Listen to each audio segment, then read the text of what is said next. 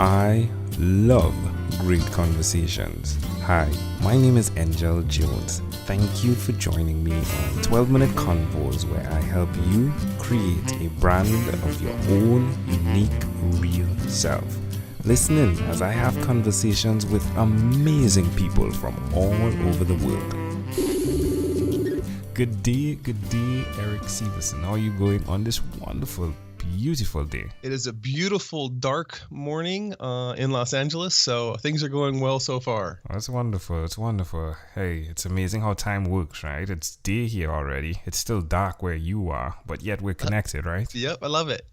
Well, do tell us which of your talents, Erik, is responsible for us connecting at this time. I think it would probably be I opened doors throughout my life when people said I couldn't sometimes, and that led to some interesting things involving teaching in Japan and Thailand and France and doing business in multiple countries. So in the end, I've traveled to about 80 countries, and I think what I did from that is I got a multiple perspective from people around the world that has really allowed me to excel in business. So right now I've got a great position at a company called Eagle Rider, and we do motorcycle rentals and tours. We do about 100,000 rentals and tours a year, providing dreams for people from all around the world to ride a Harley Davidson around Route 66, for example. And I own a company called Language Link, where I help English as a second language students or professionals go to the next level and make their lives better without having language be a barrier. 80 countries. Wow, I can imagine what your passport looks like. Well, yeah, I've got a few, and they're all full. I had to have multiple pages in one of them sewn into that. So yeah, that's amazing. Wow. So I mean, there's a survival mechanism built in there, right? In terms of you traveling and that regularly. Who did you learn that from? That survival skill? You know what? There are kind of three, and the first one that pops to mind is Peter Hammond, Dr. Hammond, and he was my mentor at UCLA, and he was the first one who encouraged me as an undergrad at UCLA studying anthropology to travel down to French Guiana and go into the forest all by myself and study a group called the Aluku who lived down there, and so that seeing him helped me overcome the fear of doing something way out of the box was huge. And then just the people that I met around the world helped me continue to realize that, hey, traveling and meeting people and learning as much as I can from them is a really, really good idea. And then currently the company I work for, Chris McIntyre and Jeff Brown, are two of the owners, and seeing them literally take 4 bikes in a garage and turn it into a $100 million company has been really exciting. And they've showed me that if you believe something is going to happen and work hard, it can. Love it. How inspiring is that? Ooh. Absolutely. Why will you continue to repeat these skills, Erik? I mean, definitely there have been the challenges, I'm guessing. Oh, yeah. Yeah. Okay, so why will you continue to repeat these skills nevertheless? So I think challenges are exciting, and I climb mountains, and that's one of the biggest reasons I climb is because of the challenge. The challenges in business are also exciting, especially when there's a tangible reward. And for me, I continue to do this because I love helping people. With Eagle Rider, we help people live dreams on bikes. With the Language Link, the company I do for language, I've objectively seen people's lives get better and become more happy because of more confidence speaking English. So I continue because I love helping people. Tell us one other thing that you've done consistently over the last 3 years, please. So this isn't something that started 3 years ago and I've been consistent with it, but it's grown into a very comfortable place. And that's kind of having a balance between my work, my family, and myself. And I think a ton of people, almost everybody, tries to balance work and family at varying degrees of success. But I think a lot of people forget that the self is important to go out. For me, it's climbing a mountain alone, maybe, or without my family, reading a book when my kids might want to do something different, assuming I've given them enough time. So it's that triangle of balancing self, family, and work. How does that make you feel now that you're doing that? You know what? It's really wonderful. Before, when I was at a soccer game, I was thinking about work. When I was at work, I was thinking about missing the soccer game. And so that I've kind of created this balance, and it's not always perfect, but it makes me feel really satisfied and content. It makes me happy. Where's the best place for us to connect with you, Erik? Best place is erikseversen.com, and it's ErikSeversen, and I'll create a landing page for your listeners, which is erikseversen.com/12minute. And so if anybody listened to this, wanted to see something more clearly, go straight there, and I'll have some special things for you guys. I'll suggest to someone that's listening why they should do what you've done, specifically the idea of remaining balanced. I think it's because it brings what we do to a conscious level, so you're aware of where you're spending your time with your family, work, or self, and it gives you a freedom from feeling guilty. Love it. Amazing audience. Again, we're live with Erik Seversen, right? That's right. Right. And you can definitely connect with him. Again, he is doing something amazing with the Eagle Rider. Like, I think I'll definitely journey out there, rider Harley, see how that goes for me. Most definitely. We'll have a bike for you, Angel. I appreciate that tremendously. Well, Erik, let's switch gears for a moment now, and let me invite you into my time machine that is surrounded with beautiful, warm, blue Caribbean water.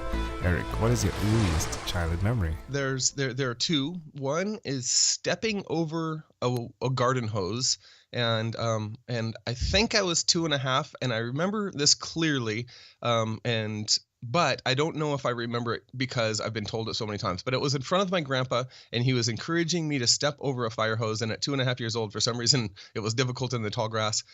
So that one comes to mind.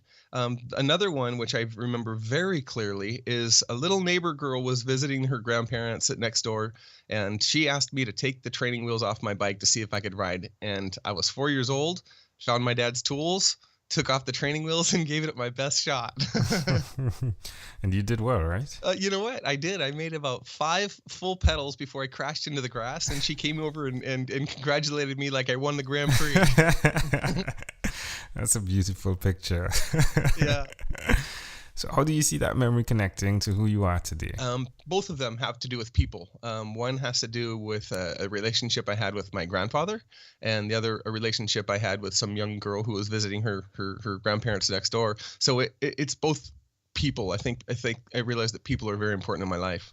Can I offer an interpretation to the thought picture you created in my mind? Please do. I love the idea of putting one foot forward, or sometimes sideways, right? And I'll explain. The image of what occurred with the hose. In order to cross over, you needed to put 1 foot forward or sideways. With the bicycle and riding it, even after putting on the training wheels, or taking off the training wheels, you needed to put 1 foot sideways to get on there to be able to go forward. To see you deciding as well in your life journey to create scenarios where individuals can sidestep, if you would, to get onto the thing that can carry them to the next place that they need to journey to, is pretty intriguing to me how that connects. Understanding as well now that you are the supporter for those that need to cross over, or again cross sideways to get onto the path to the thing they need to go forward with. Wow, that is great. Angel, you've just given me an excuse to come to Trinidad Tobago. I think we need some more time on this. That's beautiful. I think you're absolutely right. Yeah. Having the eye on the prize and not necessarily having to go straight, but sometimes a little sidestep. You're absolutely right. It's a beautiful picture, my friend. Even with what's going on now with the new business, right? With Eagle Rider. It's like you need to jump on the motorcycle, but again, it's sideways, right? You need to throw that leg sideways. You're right. Exactly. If we fast forward to when you were 12, what was your favorite song? Barry Manilow, and it was Mandy. Okay. All right. And looking back, I smile just thinking about that now. How excited I was at Barry Manilow's Mandy. He is a character, wasn't he? Yep, definitely. The funny thing is, the second favorite was AC/DC, an AC/DC song. So I had the gambit, the range when I was young. Yeah, even the AC/DC, right? Alternate current, direct current, sideways. You could just keep connecting things, right, in life, right? Yep. Yeah, it's amazing. Oh, and I will stop now. I will not go further.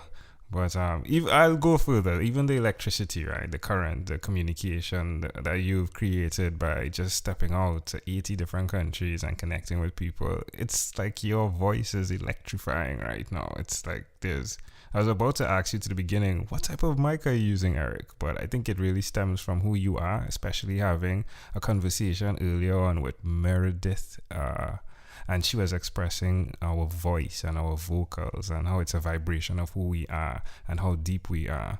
And just to hear your voice and the echo and the vibration of it is pretty fascinating as well. I love that. I love what I do, and I've been told to do practical things many times, and I didn't, and I was successful doing impractical things that I loved. And your voice, if we're talking about that, when I was in graduate school at UVA, my roommate was called Nigel James, and he was from Trinidad and Tobago. So I feel right at home. I wake up, I remember every single day, Nigel walk in, Erik, wait is. It feels warm, comfortable speaking with you. Yeah. I'm thinking about my great friend that I stayed with for 2 years. I love it. Wait is Erik. Yeah, thank you. That's great memory. Well, Erik, we've arrived at our destination, but before we get off of this time machine, there is a small declaration form. So it's yes or no, possibly a bit more. We're going to move pretty quickly here. Are you ready, Erik? I'm ready. Erik, have you chosen someone to pass on your skills to? Absolutely. It's my kids and it's my students. Are you married? Yes. How many children do you have? 2, 11, and 13. 2 boys. Do you believe in God? Absolutely. Biggest part of my life.